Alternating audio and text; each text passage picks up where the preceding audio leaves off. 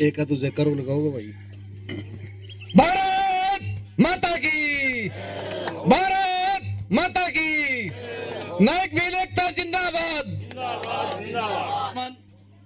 माताएं बहनें, मेरे पिता तुल्य बुजुर्गों, नौजवान भाइयों, सबसे पहले तो मैं उन टीम को धन्यवाद देना चाहूंगा कि आज नायक भील एकता को जागृत करने के लिए और यह कार्यक्रम रखा, उनको धन्यवाद देना चाहूंगा। मेरे भाइयों, मेरे पूर्व वक्ताओं ने विस्तार से बताया। मेरे भाइयों, हमारे समाज में जो रूढ़िवादी परंपराएं हैं उनका हमें खात्मा करना होगा। मेरे भाई, आज जो आप रूढ़िवादी मूर्ति भोज वगैरह की जो बात कर रहे हो, वो मैंने तो 1980 में ही छोड़ दिया था मेरे क्षेत्र में। आज 1980 में जब छोड़ दिया गया था, मेरे पिताजी की मूर्ति 1980 में हो गई थी 5 महीने की 20 तारीख को। आगा जो साहब एक मिनट, तो उस समय हमने छोड़ दिया। गोविंद जी डगड़ा जोधपुर से समाज अध्यक्ष और बीजाराम जी आंगणवा आए और अपना स्थान कराएं। आगा जो और उसी का नतीजा है कि आज आपके सामने भी खड़ा हूं। आप ये मूर्ति भोज में जो पैसा लगाते हो, वो पैसा बच्चों को पढ़ाने के लिए लगा लो, ताकि अपना पढ़ लिख करके एक बालक तो कोई ओहदे पर, कोई मुकाम तक पहुंचे। मेरे भाइयों, आज नशावर्ती है, देखने को मिल रहा है कि हमारा परिवार, नायक भील का परिवार बिल्कुल पीछे धकेलता जा रहा है। क्यों जा रहा है? कि हमारे पास किसी प्रकार की रचना या किसी प्रकार की योजना नहीं है। मेरे भाई, आज एक बीड़ी का बंडल भी अपन लेते हैं तो 20-30 रुपए का आता है। उस 20-30 रुपए को इकट्ठा करके हम एक बालक को अच्छी तरह से एजुकेशन दिलवा सकते हैं। मेरे भाई, क्या उसकी तरफ हमने ध्यान दिया है? नहीं दिया। मेरे भाई, शिक्षा के बिना जीवन अधूरा है। अभी वकील साहब बता रहे थे कि बाबा साहब हमारे को वो अधिकार देके गया था जो एक मूल मंत्र जिससे सब तालों की चाबी है, वो उसको हम पहचान ही नहीं पाए। वो है राजनीति, वो वोट की राजनीति। मेरे भाइयों, वो वोट का मूल मंत्र है, उससे ही तो एमएलए और एमपी बनते, उसी से पार्लियामेंट में बैठ करके भारत का नक्शा तय होता है। मेरे भाइयों, उस खजाना तक हम नहीं पहुंचेंगे तो हमारा भला नहीं होगा। आज मैं कहना चाहूंगा इस मंच के माध्यम से, हमारे नायक भीलों के वोट राजस्थान में 35 लाख वोट, और ये बड़ी शर्म की बात है कि 35 लाख वोट होने के बाद में हमारा एक भी एमएलए नहीं है। बड़े दुख की बात। आज बावरी समाज में भी 2 विधायक हैं, एक रायसेन नगर से है और दूसरी मेड़ता से, दोनों ही पार्टियों की। तो मेरे भाइयों, आज भील और नायक समाज तो बिल्कुल पिछड़ गया। मैं कहना चाहूंगा कि जहां जहां हमारे भाई राजनीति में जो भाग लेते हैं, प्रतिज्ञा कर लो कि कैसे भी इनको राजनीति में पहुंचाना है। जब मैं सुजानगढ़ से चुनाव लड़ा था, भाई नरेश और हमारे रघुवीर जी, इनकी संपूर्ण टीम, कम से कम 200-250 लोग मेरी मदद करने के लिए आए थे, और कांग्रेस और भारतीय जनता पार्टी के दांत खट्टे कर दिए। मेरे भाई, अभी पिछले चुनाव यहां जोधपुर में भी पंचायत राज के चुनाव, मेरे को यहां प्रचारक बना करके भेजा, आया था, प्रचार भी किया और मेरे भाइयों ने साथ भी। मेरे भाइयों, अभी जो आप बता रहे थे कि सामने जमीन पर मरे हुए पशु डालते।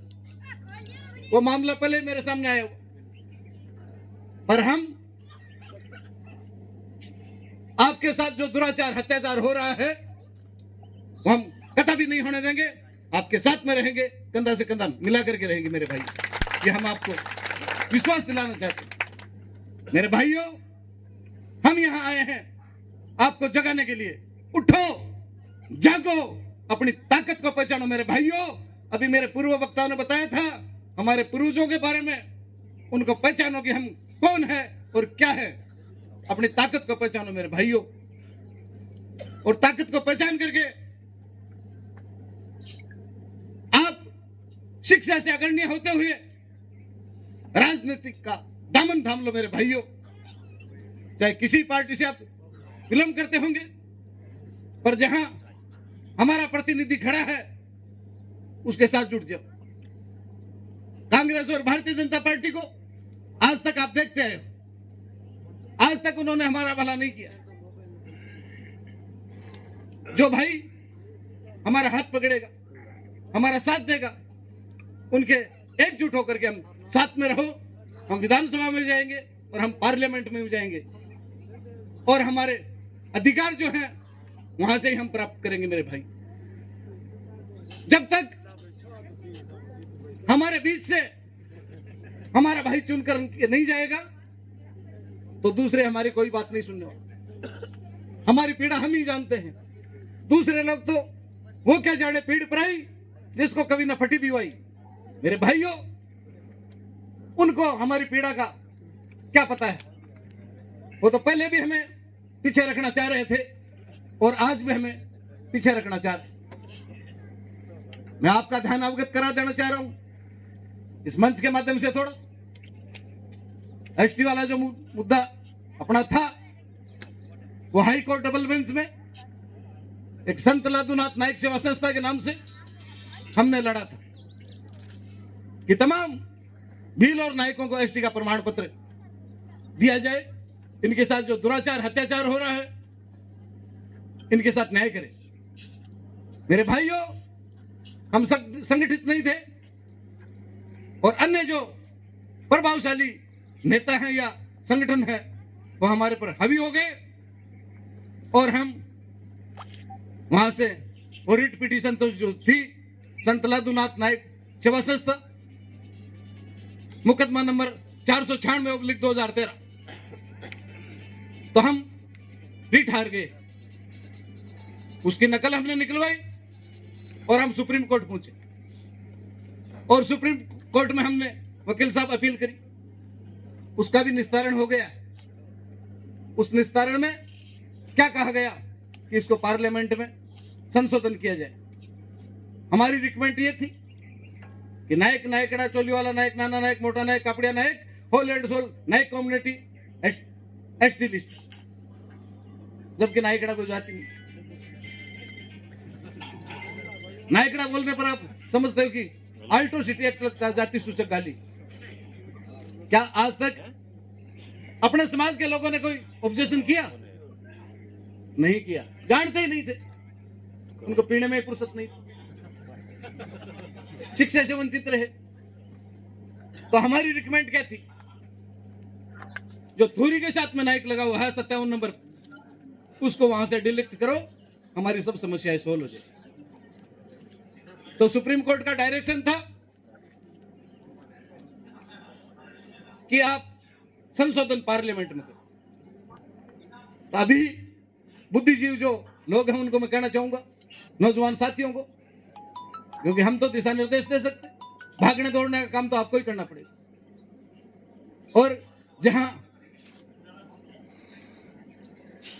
हमारे पसीने की जरूरत पड़ेगी वहां समाज के लिए हम खून भी देने के लिए तैयार है मेरे भाई। तो जो सुप्रीम कोर्ट ने जो निर्देश दिया, उस निर्देश की कॉपी लाकर यहाँ के जो विधायक थे पुखराज गर्ग भोपालगढ़ के, जिन्होंने मुद्दा उठाया था, उसकी कॉपी मेरे पास, उन कॉपी को और उस सुप्रीम कोर्ट के आदेश को साथ लगा करके पुनः उसको विधानसभा में क्वेश्चन उठाओ और उनसे किसी को उठाने के बाद में पार्लियामेंट में तो राजस्थान का शेर हनुमान बेनीवाल बैठा है, वो आवाज उठाएगा और अपने साथ न्याय करवा देगा मेरे भाइयों। कि मैं आपको विश्वास दिलाता हूं। और ये आज हम जो इकट्ठे हुए तो ऐसी एक प्रत्येक जिलाओं में थोड़ी सभाएं करते हुए और 5वें महीने में एक विधानसभा का घेराव कर ले मेरे भाइयों। क्योंकि 2011 में जब हम लोगों ने घेराव किया था, उसी भांति उस समय चेतना इतनी नहीं थी। आप जागृत होकर के 10,000 लोगों की रैली के साथ में विधानसभा का घेराव करो और अपने साथ न्याय हो जाएगी मेरे भाई। और कांग्रेस और भारतीय जनता पार्टी के कान खड़े हो जाएंगे कि अभी भील और नायक जाग चुके हैं, ये आपका अधिकार लेके रहेंगे मेरे भाई। इसलिए संगठन को मजबूत करो और अपनी ताकत को पहचानो और फालतू जो रूढ़िवादी परंपराएं हैं उनका खात्मा करो। जैसे किसी का पति मर जाता है तो बाद में रिश्तेदार सब वहां ओट नहीं उड़ाना लेके आते हैं, जबकि कायदा यही है कि वो महिला है अपनी बहन बेटी, उसके कपड़े बदलवा दो। सबका नहीं होता। एक को तो भगवान ने भी दुआ बनाया, सबकी भी दुआ बनती है भाई। सही है गलत है? इसलिए मैं बहनों से भी कहना चाहूंगा कि मृत्यु का उठावना आप नहीं ले कभी भी। बात चूचों का ले लो, दिक्कत कहां आ रही है? मृत्यु का खाना मत खाओ। एक तो हमारा आदमी गया और हम मिठाइयां खाएंगे, बड़ी शर्मजनक बात। इसलिए ये परंपराओं को आपको छोड़ना होगा। नौजवानों को कहना चाहूंगा, आप नशावर्ती से दूर रहो। आज तक जिन लोगों ने नशा किया वो समाज पीछे धकेलते गए। रजवाड़ों ने नशा किया, उनका राज चला गया। हम जंगलों में रहते थे, जब रजवाड़ा लोग संकट में आए, राणा प्रताप, वीर शिवाजी, राणा सांगा, राणा कुंभा, ये सब के सब लोग जो मुसलमानों से आपकी जान बचाने के लिए जंगलों में चले, जंगलों में उनको हम आदिवासी बनवासी हम मिले, तो हमारे को शहरों में ला करके जहां जहां इनका साम्राज्य था, जहां जहां इनका राज था, वहां हमको चौकीदार के रूप में यूज किया, लड़ने मरने के लिए यूज किया। हमने कुर्बानियां दी और परिवर्तन में उन रजवाड़ों ने हमें रिहायशी मकान दिए और खाने के लिए रोटी दी और पीने के लिए दारू दी। तो दारूड़ी पी और मारूड़ी गई, शिक्षा से वंचित रही मेरे भाई। इसलिए भूल जाओ उन सब बातों को, तो याद रखने वाली पुरानी बातों को याद करो और कैसे हम पीछे पिछड़ गए उन बुराइयों को त्यागो। नौजवान भाइयों से कहना चाहूं जो नशावर्ती से बहुत दूर रहे, आजकल के जवान नशावर्ती की तरफ बढ़ रहे, मैं कहना चाहूंगा इससे दूर रहे और शिक्षा में अग्रणी आए और जो राजनीतिक में आने वाले साथी हैं वो राजनीतिक में भी आगे आए और जहां जहां हमारे प्रतिनिधि खड़े होते उनका आप साथ दें। जैसे आज गंगानगर को देखा जाए, गंगानगर में हमारे 3.5 लाख वोट हैं पार्लियामेंट के, वहां से हमारा एक एमपी हम निकाल सकते। इसी प्रकार जहां जहां हमारी संख्या ज्यादा है वहां आप में से कोई भाई को तय करो कि इनको हम एमएलए का चुनाव लड़ाएंगे, इनको एमपी का चुनाव लड़ाएंगे और मजबूती से राजनीति पर कब्जा करो। जब तक राजनीति पर कब्जा नहीं करोगे मेरे भाइयों, तब तक चैन से मत बैठो और हमारे अधिकार हमें नहीं मिलने वाले। इतना कहते हुए मेरी वाणी को विराम देता हूं। जय भारत, जय हिंद।